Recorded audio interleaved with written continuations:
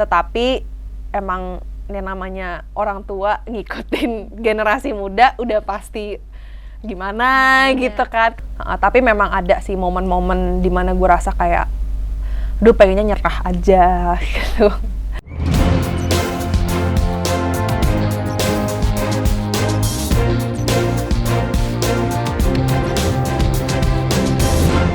Voi Talk, mari bicara bersama Voi. Kali ini saya sudah kedatangan bintang tamu yang cantik dan pintar dan juga berbakat, sekaligus staf khusus Kemenpora di bidang kreativitas dan inovasi milenial, yaitu Alia Nurayu. Apa kabar? Halo, hai semua. Apa kabar? Lagi sibuk apa aja sekarang?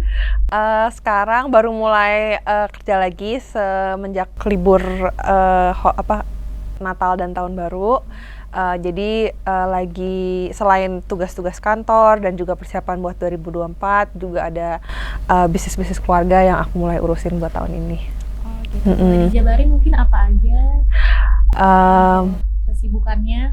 Oke, bentar. Jadi kalau buat di agenda 2023 cukup banyak ya untuk di Kementerian Pemuda dan Olahraga. Banyak program-program yang buat kita harus salurkan lagi ke anak-anak muda sekeliling Indonesia, kerjasama dengan organisasi kepemudaan, kerjasama dengan komunitas-komunitas, terus ada persiapan buat presidensi ASEAN, karena tahun lalu kan kita presidensi G20, tahun ini presidensi ASEAN, di mana Indonesia jadi tuan rumahnya, dan ada beberapa acara yang dimana tanggung jawabnya Kemenpora gitu. Terus juga ada urusan buat di persiapan untuk 2024. Ngomong-ngomong soal tahun baru, ini kan memang baru memasuki tahun 2023 dan tahun 2024 itu masih sekitar 1 tahun lagi. Namun untuk isu terkait kampanye dini dan juga adanya beberapa survei elektabilitas calon presiden dan wakil presiden itu sudah mulai banyak tersebar. Itu menurut Alia bagaimana? Kalau aku sih sebetulnya lebih fokus ke memperkenalkan diri aku ke masyarakat dulu ya. Karena kebetulan juga memang periode 2018-19 memang saya juga telah mencalonkan, tapi kan belum beruntung, makanya alhamdulillah dapat posisi sebagai staf khusus. Nah, karena sudah pernah ada pengalaman di beberapa tahun yang lalu, jadi sekarang kenalan lagi deh sama orang-orang yang pernah kita sentuh di 2018-19 itu, terus sekalian kenal-kenalan sama orang-orang yang belum pernah aku sentuh sebelumnya gitu. Terkait untuk suara pemilih di tahun 2024 nanti kan kebanyakan akan didominasi atau proporsi terbesar itu kan adalah generasi Z dan juga milenial. Nah itu menurut Alia sendiri itu bagaimana, dan selama ini kan generasi Z dan juga milenial mengetahui semua informasi dari sosial media. Namun partisipasinya masih bisa dibilang minim. Nah itu menurut Alia bagaimana? Iya, jadi buat generasi milenial, yaitu angkatan aku, kalau generasi Z yang lahir tahun 2000, akhir 90-an 2000 ke atas, itu yang udah bisa milih nanti udah 17 tahun di 2024 itu udah lumayan banyak, dan mereka kayaknya udah lebih socially aware, socially conscious dibanding generasi-generasi sebelumnya. Kayaknya aku di usia 17 tahun belum even ngerti apa-apa, tapi sekarang dengan adanya sosial media, dengan ada perkembangan teknologi, jadi lebih mudah untuk anak-anak tahu tentang what's going on in the world, what's going on in their community, dan lebih mudah untuk belajar dan spread awareness juga gitu. Jadi akan disayangkan kalau teman-teman ini nggak menggunakan haknya sebagai warga Indonesia, warga negara demokrasi, dan nyoblos gitu. Jadi jangan golput, tetapi kamu harus ikut serta dalam pesta demokrasi ini gitu. Jangan bilang kayak, oh ini nggak efek saya, oh ini sama aja, oh ini saya nggak peduli atau saya nggak paham. Minimal you have to vote. Kamu harus menggunakan you have to exercise your voting rights gitu. Untuk terkait urgensinya dan juga seberapa besar sih pengaruh dari suara nanti pemilih-pemilih muda yang akan terjadi di tahun 2024. Kayaknya kalau berkaca ke periode-periode sebelumnya, banyak even teman-teman saya yang anak-anak muda yang terpilih di legislatif maupun di eksekutif, dan itu kalangan 35 tahun ke bawah gitu, dan banyak yang terpilih karena mereka anak muda, karena mereka membawa suara baru, harapan baru, membawa inovasi, dari bentukannya jadi lebih segar, lebih semangat, approach-nya juga lebih lebih mudah untuk diterima, nggak transaksional, lebih pure, lebih semangat, dan lebih bisa transparan dan lebih mudah untuk komunikasi gitu, karena kita lebih menggunakan sosmed dibanding generasi-generasi atas. Jadi urgent banget. Jadi teman-teman tolong lebih peka lah sama calon-calon, tolong lebih peka sama capres, calon kepala daerah, dan calon wakil rakyat, karena orang-orang ini yang bisa membantu hidup kalian ke depannya gitu, dan kalian bisa berkomunikasi sama mereka, bisa bertukar pikiran, bisa minta bantuan, dan disitulah dimana aku rasa anak-anak muda itu optimal banget gitu, karena cara komunikasi kita tuh beda sama generasi atas gitu, dan seperti tadi saya bilang, kita lebih menggunakan sosmed dan lebih menggunakan teknologi, dan aku rasa itu kayak menjadi suatu selling point lah buat orang-orang pemilih pemula untuk lebih milih yang sesama anak muda gitu, karena mudah untuk diakses. Namanya pejabat yang dipilih kan harus bisa komunikasi sama konstituennya dengan mudah. Terkait pemuda yang sudah terpapar dengan banyak informasi dari berbagai macam media, poin penting apa aja sih yang harus diperhatikan begitu dalam masa pemilu 2024 nanti? Ya, program-program yang akan ditawarkan oleh sang calon kandidatnya, kandidat wakil rakyat atau kandidat kepala daerah. Terus jangan pakai janji ya, aku nggak suka pakai janji, karena kalau janji itu sering diingkari. Jadi program yang mau ditawarkan aja, nggak usah pakai janji. Program yang akan ditawarkan apa aja, yang realistis, kayak nggak usah ngomong saya mau bikin tol, kalau itu masih itu susah gitu. Pokoknya yang realistis dan kecil tapi bisa berdampak dan jelas, dampaknya bisa terukur, dan bisa dirasakan sama masyarakat gitu. Pokoknya programnya apa, ide, gagasan, dan inovasi yang bisa ditawarkan sama calon tersebut. Terus kepribadiannya juga, bagaimana dia bisa mengambil hati para warganya, cara dia berkomunikasi, cara dia berpakaian juga, apakah itu sesuai dengan norma dan etika daerah tersebut, karena ada daerah-daerah di Indonesia yang mungkin lebih religius, lebih modest dibanding daerah-daerah lainnya, jadi itu juga harus diperhatikan. Terus ya paling itu sih, sama aksesabilitasnya, minimal kalau dianya sulit dihubungin, apakah tim-timnya bisa dihubungin, itu juga poin penting, karena bagaimana aku bisa milih seseorang kalau orangnya aja aku nggak tahu nomor teleponnya, atau aku nggak tahu nomor telepon asistennya, aku nggak bisa ngehubungin dia, ya kan. Oke. Untuk pemerintah sendiri, dari sisi pemerintah kan pemerintah memprioritaskan sinergi dan kolaborasi. Nah, program apa terkait dengan fasilitasi kreativitas dan inovasi milenial dan Gen Z, khususnya untuk dari Kemenpora sendiri? Ya, kalau dari Kementerian Pemuda dan Olahraga di bawah naungan Bapak Zainuddin Amali sebagai Menteri Pemuda dan Olahraga periode 2019 hingga 2024, itu beliau telah merancang 5 program prioritas, dan 2 dari itu khusus untuk bidang kepemudaan, yang lain untuk olahraga dan untuk internal Kemenporanya, yaitu pemberdayaan pemuda menjadi kreatif, inovatif, mandiri, dan berdaya saing, serta menumbuhkan semangat kewirausahaan. Jadi Pak ZA sangat mendorong pentingnya berwirausaha, bukan sebagai alternative option, tetapi sebagai main option. Seringkali banyak orang yang harus mendadak jadi entrepreneur, mungkin karena di PHK atau karena situasi yang mendadak gitu. Tapi yang kita mau dorong dari Kemenpora itu become an entrepreneur karena memang kamu mau dan kamu bisa gitu. Dan juga kita sudah lihat karena efek dari pandemi, banyak perusahaan besar yang harus gulung tikar atau banyak yang karyawan di PHK gitu. Jadi memang kita harus rely on diri kita sendiri untuk masa depan kita, dan jangan berharap ke orang lain. Dan juga penguatan ideologi Pancasila dan karakter serta budaya bangsa di kalangan pemuda. Nah, adapun kegiatan Kemenpora RI dalam hal mencapai program prioritas tersebut antara lain, ini banyak banget, aku hanya menyebutkan beberapa.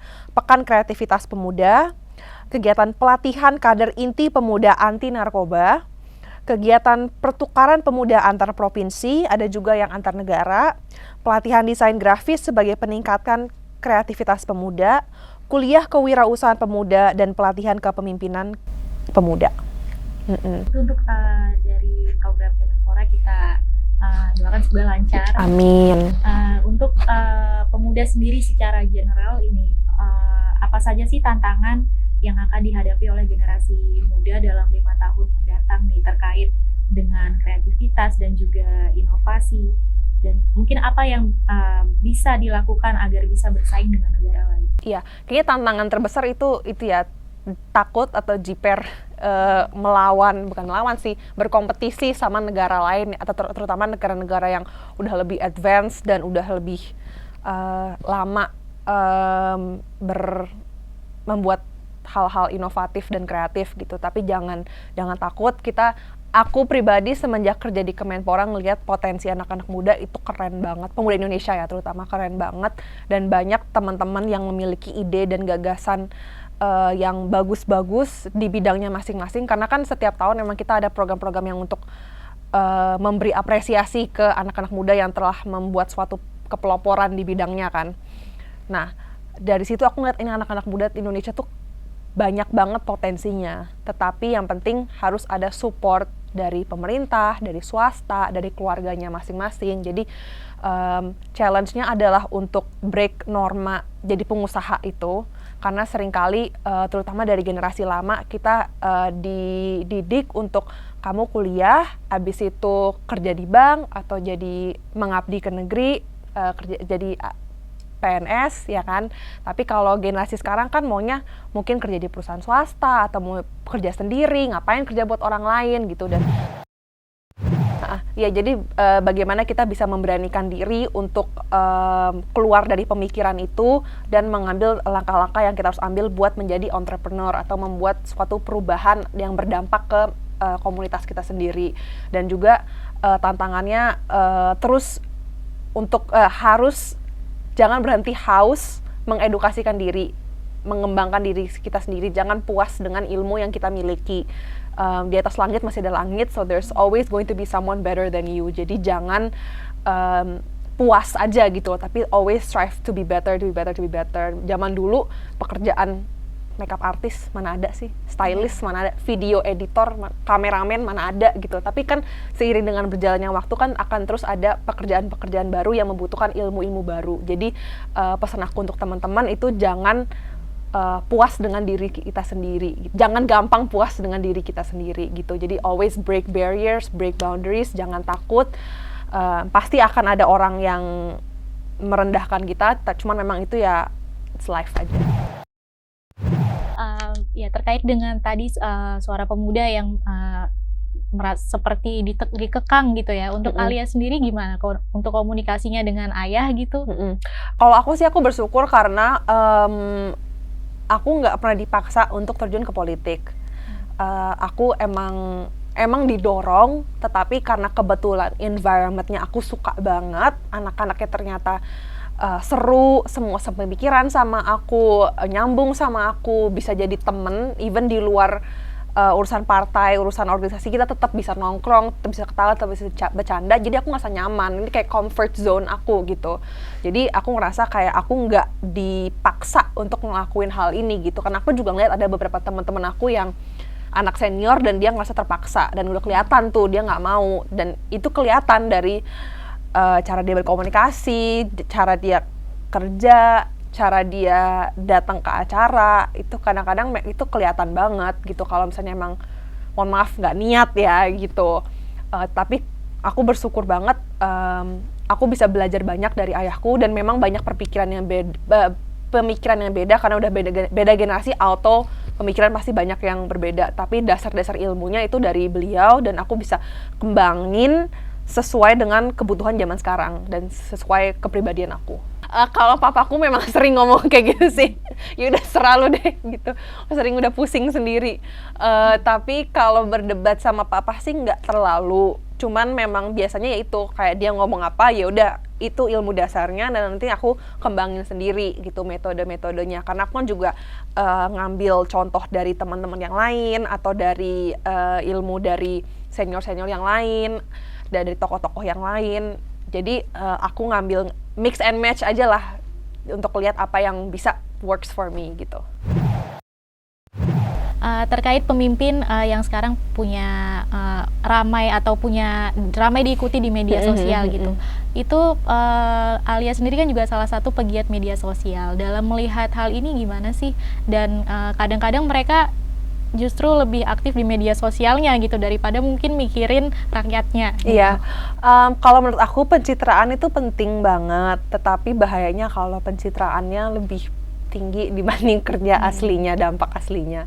Jadi harus hati-hati di situ dan juga harus hati-hati mengikuti tren, gimmick dan mengikuti misalnya dance challenge kah atau challenge apa itu nggak apa-apa, itu kan haknya kita juga kan dan memang challenge itu ada diciptakan buat semua orang ikutin walaupun kadang-kadang kalau bapak-bapak yang ikutin rada cringe. Tapi ya udahlah ya, itu hak mereka gitu buat partisipasi dan pengen asik gitu di kalangan anak muda, it's okay. Tapi jangan sampai kayak itu doang yang lo kerjain, terus tugas utama lo lupain gitu. Jadi menurut aku harus balance juga antara pencitraan sama aktif di sosmed sama aktif di pekerjaannya utama gitu. Jangan saking mau viral, kayak intinya tuh semua tuh sekarang mau viral, kayak bohong aja kalau ada orang bilang kayak dia main sosmed dan nggak mau viral, itu bohong banget. Dan viral tuh ya kadang susah-susah gampang kan, kadang-kadang yang hal yang kita effort banget bikin konten malah nggak naik, tapi giliran yang hal-hal receh nggak penting malah dianggap lucu gitu loh. Jadi aku ngerti sih memang pemikirannya orang pejabat-pejabat ini, mereka butuh viewers, butuh likes, butuh followers, karena itu akan dampak ke elektabilitas mereka gitu. Dan popularitas dan elektabilitas mereka. Jadi aku paham banget, tetapi emang ini namanya orang tua ngikutin generasi muda udah pasti gimana gitu kan. Kalau misalnya kita milenial dilihat sama Gen Z juga pasti Gen Z mikir kita tuh cringe banget gitu. Aku udah sering banget dikatain cringe sama ponakan aku. Jadi kayak udah bodo amat lah gitu. Tapi ya yang penting harus bisa balance antara kerja di sosmed sama kerja asli. Punya keluarga ternama, untuk Alia sendiri merasa terbebani nggak sih? Pastinya terbebani ya, karena kayak aku ngerasa standarnya tuh is very very high that I have to live up to. Dan at times aku ngerasa kayak ini realistis nggak sih, ini bisa nggak sih, apakah ini jalur untuk aku atau aku mungkin ada jalur lain. Tapi untuk sekarang aku jalanin aja, aku usaha aja dulu. Kalau mungkin memang pada suatu saat ternyata ini bukan jalurku, pasti nanti kelihatan sendiri gitu loh, sooner or later. Tapi untuk sekarang aku mau coba dulu, aku berusaha dulu. Yang penting ada effortnya aja dulu kan, untuk membuktikan bahwa aku bisa dengan usahaku sendiri gitu. Tentunya memang aku memiliki privilege yang banyak orang nggak miliki. Aku nggak akan pernah deny that I have privilege. I feel like banyak banget ya sekarang anak-anak yang kayak anaknya siapa suka lupa gitu loh. Karena sekarang lagi kan sempat viral di TikTok tentang nepo babies, terutama di Hollywood ya. Nah di Indonesia tuh kayak banyak banget nepo babies, lebih banyak lagi kali, atau nggak kalah banyaknya. Di dunia entertainment banyak, di dunia usaha banyak, di dunia politik pun juga banyak nepo babies. Dan aku nggak mau memungkiri bahwa aku juga salah satu nepo baby, tetapi nepotisme itu hanya ngebukain pintu, sisanya lu harus kerja sendiri gitu. Dan sukses atau enggak itu akan kelihatan kalau lu usaha atau enggak gitu. Karena aku sudah pribadi nih ngeliat nih teman-teman aku yang nepo baby, nggak semuanya semudah itu karirnya gitu. Jadi memang tanggung jawabnya atau pressure-nya ada dan berat, tetapi selama aku mau, selama aku masih ada passion dan aku mau fight for apa yang aku cintai dan apa yang aku believe in, pasti bisa lah. Pas kalah pemilu 2019, jadi kayaknya, dan di situ aku bisa membuktikan bahwa nepotisme itu it's not 100%, nggak guarantee kita dapat otomatis apa yang kita inginkan gitu. Karena kalau gitu ya bukti harusnya gue udah menang kemarin, tapi ternyata kan nggak gitu. Dan ya mungkin memang belum waktunya, aku masih banyak yang harus aku pelajarin, harus build reputasi dan build karir dulu sebelum 100% siap menjadi wakil rakyat. Dan ya udah nggak apa-apa, just pick yourself back up and keep trying gitu. Tapi memang ada sih momen-momen dimana gue rasa kayak duh pengennya nyerah aja gitu. Tapi ya tentunya aku bersyukur banget, seperti yang tadi aku bilang, aku ada zona nyaman di kalangan teman-teman aku di organisasi yang dimana kita semua memiliki visi dan misi yang kurang lebih sama untuk bangsa dan negara. Jadi kayak ngerasa walaupun memang berat dan sakit hati pada saat itu, tetapi kita semua ada di satu kapal yang sama gitu loh. Dan aku ngeliat teman-teman aku yang lolos ke Senayan atau lolos ke Kebon Siri, itu aku seneng banget dan menjadi motivasi buat aku, ayo bisa lagi nih di 2024 gitu. Sekolah di bidang manajemen bisnis, khususnya di sekolah fashion design, gimana ceritanya sampai akhirnya Alia bisa jadi staf khusus Kemenpora? Jadi tuh aku memang pas masih SMA, jujur aku nggak yang niat itu sekolah sih, jujur aja. Aku bukan kayak siswa yang rajin atau gimana. Aku nyesel, jujur aku rasa aku seharusnya kalau bisa putar balik waktu, aku akan lebih fokus dan lebih disiplin di sekolah. Tetapi pada saat itu udah gue sekolah apa aja, yang penting gue sekolah gitu. Dan udah dapat kesempatan buat kuliah di Amerika, masa sih gak gue ambil gitu loh, sayang kan. Jadi kebetulan alhamdulillah banget dapat berkahnya bisa berangkat. Dan sekolah, emang dari dulu aku interest sekolah fashion, emang aku suka banget, tetapi aku nggak bisa desain. Kayak mungkin gambar doang itu bisa belajar, dan aku memang dapat beberapa kelas gambar, tetapi kalau menjahit aku benar-benar nggak bisa, kayak aku mau nangis gitu kalau disuruh belajar menjahit. Jadi untung banget sekolah yang aku sempat visit Fashion Institute of Design Merchandising, kebetulan banyak teman-teman yang lagi berkuliah di situ. Aku nanya, gimana sih sekolah di sini, seru atau enggak? Terus katanya seru banget karena banyak project-projectnya, terus nggak yang kayak nulis essay banget gitu loh, jadi kayak lebih kreatif lah intinya. Ada ya, maksudnya ada nulis papernya juga, tetapi ada tugas-tugas yang kreatif. Jadi kayak otak kiri dan otak kanan tuh lebih balance gitu. Dan aku ngerasa kayak, oh ini kayak sekolah yang buat gue deh, gue lebih seru, gue lebih bisa di environment yang kreatif gitu. Jadi pas banget diterima, terus ya udah aku D3 kayak Associate of Arts, which is kayak D3-nya itu Visual Communications, tapi baru S1-nya Business Management biasa aja gitu, bukan yang spesifik di fashion gitu.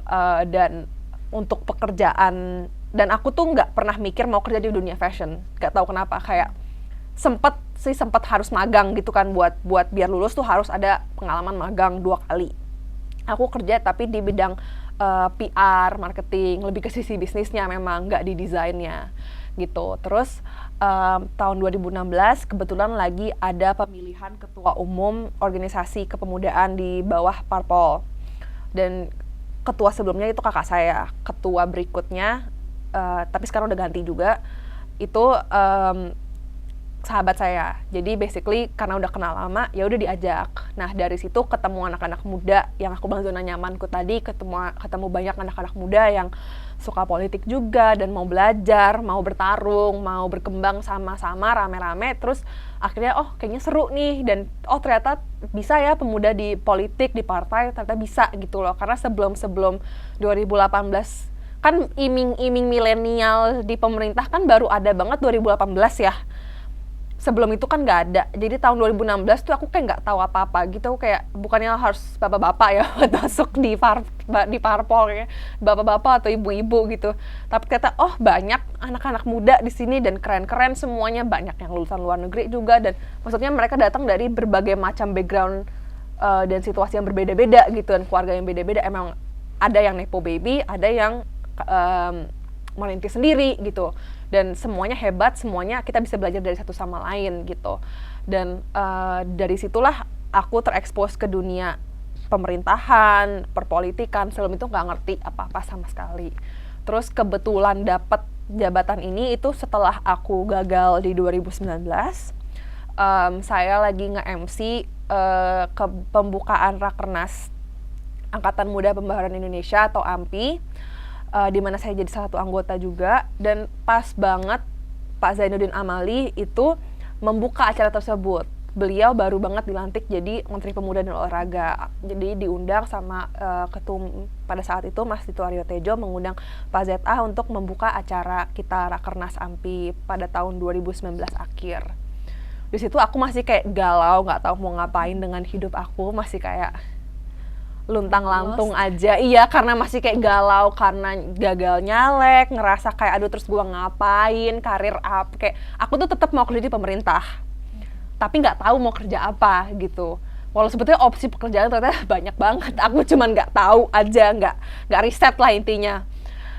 Dan pada akhirnya alhamdulillah banget ditawarkan posisi tersebut karena juga Bapak mendapat arahan dari Presiden untuk harus ada anak muda yang dari kalangan anak muda untuk membantu beliau gitu. Nggak bisa hanya yang dulu pernah muda, tapi harus yang masih muda sekarang gitu.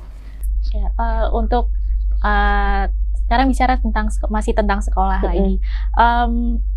Kan Alia bersekolah di Amerika Serikat di California. Itu bagaimana Alia melihat pemuda-pemuda di sana? Kalau aku dari pengalaman aku ngelihat perbedaan dari pemuda di sana sama pemuda di Indonesia, budayanya, ya kan budaya beda ya. Jadi pasti anak-anaknya juga pemikiran dan tata keramanya beda. Tapi mereka tuh lebih open minded dan lebih berani speak up dan lebih individualis dan juga lebih kayak oke, mimpi gue apa, ya udah gue harus bisa ngejar itu, mau entah nggak terlalu yang kayak mikirin misalnya orang tua gue udah tua, gue harus mikirin ini, gue harus ngurusin ini, lebih kayak ya udah gue buat diri gue sendiri dulu aja gitu. Dan itu aku ngerasa hal-hal positif yang aku belajar dari sana, dan aku ngerasa pemuda Indonesia banyak yang harus bisa mengadaptasi itu. Bukan artinya nggak boleh mikirin orang lain dan hanya harus mikirin diri sendiri, tetapi kita harus berani mengambil langkah-langkah buat masa depan kita gitu. Misalnya kalau kita sukses, kita bisa ngebantu keluarga kita gitu. Terus juga harus berani speak up, karena seringkali di budaya timur itu tunduk kepada yang lebih tua, harus menghargai, harus ikut-ikut aja, jangan terlalu banyak omong, jangan terlalu berisik, terutama perempuan ya kan. Nah, walaupun memang hal-hal itu juga baik, tetapi harus bisa dibalance lah. Kita sebagai anak muda harus berani kalau misalnya itu salah ya harus ngomong gitu. Tentu dengan bahasa dan tata krama yang lebih soft, tapi nggak boleh takut kayak karena dia siapa jadi nggak berani ngomong atau apa. Ya ngomong aja, bodo amat gitu loh. Berarti keberanian dan juga speak up. Iya, lebih kayak apa ya, jujur aja gitu, ngomong aja. Untuk kreativitas anak muda Indonesia dan juga yang di Amerika seperti yang udah Alia lihat sendiri itu gimana sih, kita kalah jauh atau seperti apa? Sebetulnya dibilang kalah jauh juga nggak bisa ya, soalnya aku pribadi udah ngelihat semenjak kerja di Kemenpora, dan itu kan kita kalau program-program seperti kuliah kewirausahaan atau pemuda pelopor dan lain sebagainya, itu kan melibatkan pemuda dari Sabang sampai Merauke, selalu ada perwakilan dari setiap provinsi atau hampir setiap provinsi gitu. Jadi aku udah ngelihat kreativitasnya anak-anak dari Aceh sampai Papua dan semua keren-keren dan bagus-bagus gitu. Cuman mungkin yang lebih dibutuhkan itu supportnya aja, atensi dan supportnya. Bukan hanya dari Kemenpora, tetapi dari kementerian-kementerian lainnya, dari dinas-dinas Pemprov, terus dari pihak swasta juga yang untuk oke, ini udah produknya udah bisa bikin, prototipenya udah bisa dibikin, tapi next stepnya apa yang bisa di offer sama pihak pemerintah dan pihak swasta biar nggak hanya prototype doang, tapi bisa dijadiin bisnis gitu. Terkait pemuda di luar kreativitas dan juga inovasi tadi, ini kan lagi viral pemuda yang menjaga ibunya, yang ibunya yang ODGJ. Nah itu menurut Alia bagaimana pemuda di luar dari sisi itu gitu? Iya, jadi kebetulan aku nggak sengaja ngeliat itu di YouTube homepage kayak 3 hari yang lalu pas aku lagi masih liburan. Terus suamiku jadi obses banget. Sekarang kita tiap malam kerjanya mantengin updatean dari beberapa channel YouTube yang memang ngeliput si Tiko sama si Bu Eni itu. Aku ngerasa itu hebat banget, dia bisa aja kayak ninggalin ibunya terus bilang kayak bye, aku mau ngurus diri aku sendiri aja. Tapi dia tetap jadi satpam komplek, dia tetap mengurusi ibunya, kasih ibunya makan, beli-beli makanan buat ibunya, beli-beli ke semua keperluannya. Walaupun memang ibunya mengalami depresi atau mungkin penyakit mental lainnya, tetapi dia nggak putus asa gitu loh, dia nggak marah, dia nggak kecewa. Ya pasti tentunya dia ada perasaan-perasaan untuk ibunya, tetapi maksudnya nggak ditinggalin ibunya dan nggak dibiarin terlantar gitu aja, dia tetap ngurusin gitu. Jadi sangat salut pengorbanannya. Kayaknya nggak tahu ya, kalau dalam posisi itu aku juga bingung sih aku harus ngapain, karena kan dia ngurusin ibunya dari dia umur belasan tahun, dan itu belasan tahun kan usia dimana harusnya kita main, sekolah, berolahraga sama teman-teman, main musik apa segala macam, nongkrong, dan ini malah dia harus ngurusin ibunya. Jadi kayaknya dia sangat berbakti kepada orang tua, itu udah masuk surga sih fix kayaknya. Iya, hebat banget dia. Mungkin ya kita bersyukur lah ya, kita situasinya nggak seperti itu, tetapi bisa diambil lah pelajaran-pelajaran dari ya Mas Tiko-nya. Walaupun orang tua saya berada, tetapi beda lah diurusin suster, diurusin pembantu sama diurusin anak ya. Jadi tetap nilai-nilai itu yang kita sebagai anak harus bisa terapkan ke orang tua kita sendiri, atensi itu. Sekarang bicara soal beauty, Alia sendiri termasuk suka mengkoleksi make up, skincare gitu nggak sih? Dan suka diskonan juga nggak? Iya. Kalau koleksi skincare nggak terlalu, karena kulit aku sensitif jadi ribet. Jadi kayak hanya make yang bener-bener nggak akan kasih aku efek negatif. Kalau sekalinya udah langsung jerawatan atau alergi, langsung aku buang, nggak bisa aku. Tapi kalau make up aku lebih suka, tapi udah nggak separah dulu. Dulu tuh kayak punya 10 foundation, semua beda merek, beda harga. Itu tahun 2018 tuh aku inget banget, karena aku ikut Abang None Jakarta dan harus make up tebel tiap hari. Jadi semua tipe foundation dari merek lokal sampai merek internasional semuanya aku beli dan semua aku coba. Tapi kalau sekarang aku lebih beli sebutuhnya aja. Emang suka nyoba-nyoba yang kayak foundation baru atau apa baru, cuman nggak seheboh dulu. Kalau sekarang ada make up yang kayak go to banget nggak? Kalau go to misalnya foundation atau apa yang? Kalau foundation aku sekarang pakai Tom Ford Beauty, pakai Kosas itu kayak organic gitu, sama satu lagi, tunggu gue lupa apa satu lagi. Oh sorry oke. Jadi kalau buat top 3 foundation brands yang sekarang aku pakai, Tom Ford Beauty, Kosas, sama NARS. Oh, oke. Itu karena apa alasannya? Kalau yang NARS itu direkomend sama MUA yang aku hire buat pas aku wedding, katanya bagus banget. Terus pas aku coba emang kayak hasilnya tuh natural gitu.